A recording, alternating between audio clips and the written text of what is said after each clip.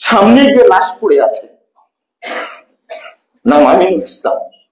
বাচ্চাটাকে যখন তুলছে নিজের বাপ অন্য মনে করে, রিকশাতে তোলার পরে দেখছে তারই সন্তান। এই মায়াটা কিভাবে দেখবে? ছাত্র মাত্র 16 বছর বয়স, কত অসহায় দুইটা আজকে এই পরিবারটা। লা হাওলা ওয়ালা কুওয়াতা ইল্লা বিল্লাহ। অসহায় বলতে তার 2 মাস আগে এই যে প্রচন্ড হিট স্ট্রোক, যেটা তাপমাত্রার কারণে তার বড় ভাইটা 2 মাস আগে মারা গেছে, স্ট্রোক করে মারা গেছে, আর তার এই ভাইটা মারা গেল। এই পরিবারকে সান্ত্বনা কিভাবে দিবেন? নিজের রিকশা চালক দেখছি, আমি বুঝছি, কিন্তু আমার ইচ্ছা হচ্ছে না ওই পরিবারের পাশে গিয়ে দাঁড়াই। আমি একটু বলি, আমি তোমার পাশে থাকবো, বলবো। অসহায় বলেই তো সে রিকশা চালক। ইচ্ছা ছিল ছেলেকে কষ্ট করে পড়াশোনা করে বড় করবে, কিন্তু সেটা তার তকদিরে আসেনি। কিন্তু আপনার আমার তো দরকার ছিল সামনে গিয়ে দাঁড়ানো, কিন্তু দাঁড়াচ্ছি না। কারণ এই অর্থ আপনি কি করবেন? মনে করছেন এই অর্থের উপরে থেকে পৃথিবী থেকে চলে যাব? আবু সাহেব ছেলেটার বাপ বলছে, আমাকে আর কে চাউল কিনে দেবে?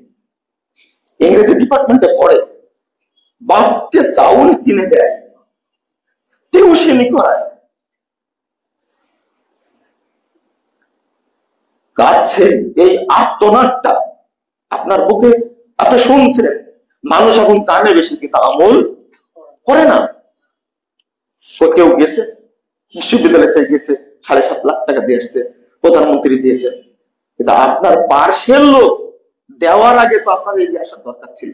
আমাদের বুক ফোটে না, জানছি, দেখছি, বুঝছি, কিন্তু কি এগিয়ে যাচ্ছে না। এর আগে কি কিয়ামতের মাঠে আমাদের বিরুদ্ধে বাদী হবে না? হবে। আল্লাহ রাব্বুল আলামিন বলছেন, ইয়াওয়াদুল মুজরিমু লাউ ইয়াফতাদি মিন আযাবি ইয়াউমাইযিন বিবানি ওয়া সাহিবাতিহি ওয়া আখি ওয়া ফাসিলাতিহি আল্লাতী তুবি ওয়া মান ফিল আরদি জামিআ সুম্মা ইনজি। আল্লাহ বলেছেন, এই মুনাফিক কাল কিয়ামতের মাঠে চাইবে, লাউ ইয়াফতাদি মিন আযাবি ইয়াউমিন বিবানি, তার সমস্ত ছেলে সন্তানের বিনিময়ে যেন আল্লাহ আমাকে জাহান্নাম থেকে মুক্তি দান করে। আল্লাহ দিবেন। তার স্ত্রী তার ভাইদেরকে বলবে, আল্লাহ এদেরকে তুমি জাহান্নামে দাও, আমাকে জাহান্নাম থেকে বাঁচাও, এদের বিনিময়ে আমাকে জান্নাত দাও। শুধু তাই বলছে, যারা আমার আত্মীয় স্বজন আছে, বংশের যত মানুষ আছে, আল্লাহ তাদের সবাইকে জাহান্নামে দাও, তাদের বিনিময়ে আমাকে বাঁচাও। তারপরে আবার বলছেন, ওয়ামান ফিল আরদি জামিআ সুম্মা ইনজি। শুধু এরা না, পৃথিবীতে যত মানুষ আছে, আল্লাহ তুমি সবাইকে জাহান্নামে দাও, এর বিনিময়ে আমাকে জান্নাত দাও। আল্লাহ দিবেন, তাই না? আল্লাহ ভাষা শোনেন, কাল্লা ইন্নাহা লাযা নাযাতাল লিশাওয়া তাদউ মান আদবারা ওয়া তাওয়াল্লা ওয়া জামা ফাওয়া। আল্লাহ বলছেন, অসম্ভব। এটা হলো জাহান্নামে রেলিয়ান শিখা, লাজা নামক জাহান্নাম, নাযাতাল লিশাওয়া। তোমার মাথার যত রগ শিরা উপশিরা আছে, মুখের গোশ ছিঁড়ে ছিঁড়ে সে খাবে, একবারে পুড়ে মারবে না। তাদউ মান আদবারা ওয়া তাওয়াল্লা ওয়া জামা ফাওয়া। আল্লাহ রাব্বুল আলামিন বলছেন, যে এই দরিদ্র মানুষকে মুখ ফিরায়া চলে গেছিল, পিঠ দেখায় চলে গেছিল, আর কি করেছিল? ওয়া জামা ফাওয়া, সম্পদ জমা করেছিল, ফাওয়া, এবং এই সম্পদকে রক্ষা করার জন্য যাবতীয় ব্যবস্থা করেছিল। কি আশ্চর্য!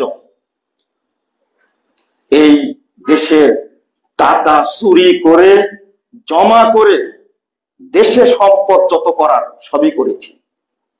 এরপরে যখন দেশে টাকা রাখার জায়গা নাই, তখন আমেরিকায় বাড়ি করেছি, লন্ডনে বাড়ি করেছি, কানাডায় বাড়ি করেছি, মালয়েশিয়ায় বাড়ি করেছি, সিঙ্গাপুরে বাড়ি করেছি, তাও টাকা রাখার জায়গা নাই। এবার টাকা সুইস ব্যাংকে দিয়ে রেখে আসছে। কত চেষ্টা টাকাগুলো বাঁচানো। জানে যে সুইস ব্যাংকে টাকা রাখলে এ টাকার কেউ ওয়ারিশ হয় না, তাও রাখছে। টাকা কোথায় যাবে? আপনি ভাবতে পারেন, চিন্তা করতে পারেন আল্লাহ কিভাবে বলছেন জমাও করেছে এবং এটাকে সংরক্ষণ করার যাবতীয় ব্যবস্থা করেছে। অথচ দেশের দ্রব্যমূল্য ঊর্ধ্বগতি, পত্রিকায় দেখছেন না, মরিচের কেজি 400 টাকা। কি বাজার করবে? সবজি 100 টাকার নিচে কোনো সবজি নাই। কোন টিভি যে নিউজ করেছে যে প্রতি বছর 97,000 কোটি টাকা দেশ থেকে পাচার হবে। যদি এই টাকাগুলো দেশে থাকতো তাহলে এই দরিদ্র মানুষগুলো এত কষ্ট পেত কি না? যেই হোক না কেন, কেন কতদিনই বললাম না, প্রধানমন্ত্রী নিজেই বলছেন আমার পিয়ন 400 কোটি টাকার মালিক। পিয়ন 400 কোটি টাকার মালিক, আর গোয়েন্দা বাহিনী জনগণের টাকায় তারা খাওয়া দাওয়া করে। গোয়েন্দা বাহিনী তারা কি করলো? এই পিয়নকে ধরতে পারলো না কেন? তোমরা কি করো? আমাদের বলার কোনো দায়িত্ব নাই? দীর্ঘ 20 বছর যাবৎ বিসিএস এর কোচিং বিক্রি করে খাচ্ছে। তোমরা গোয়েন্দা বাহিনী কি করো? তোমাদের লজ্জা হয় না, শরম হয় না? বা শরম হওয়া উচিত। 21 বছর যাবৎ বিসিএস এর কোচিং বিক্রি হচ্ছে, 21 বছর যাবৎ কোটি কোটি টাকা এখানে লেনদেন হচ্ছে। তোমরা কি করে বেড়াও? তোমাদের লজ্জা হয় না, শরম হয় না? ডিজিএফআইএস আছে, এনএসআই আছে, ডিবি আছে, তারপরে সিটিএসবি আছে, কত রকমের গোয়েন্দা আছে। তোমরা তাদেরকে ধরতে পারো না? একদিনে 400 কোটি টাকার মালিক হয়েছে প্রধানমন্ত্রীর পিয়ন। তুমি কি করেছো? তোমারই দোষ এটা। গোয়েন্দা যদি হয় তাকে ঠিক মতোই গোয়েন্দাগিরি করতে হবে। তুমি দেখতে পেলে না কেন?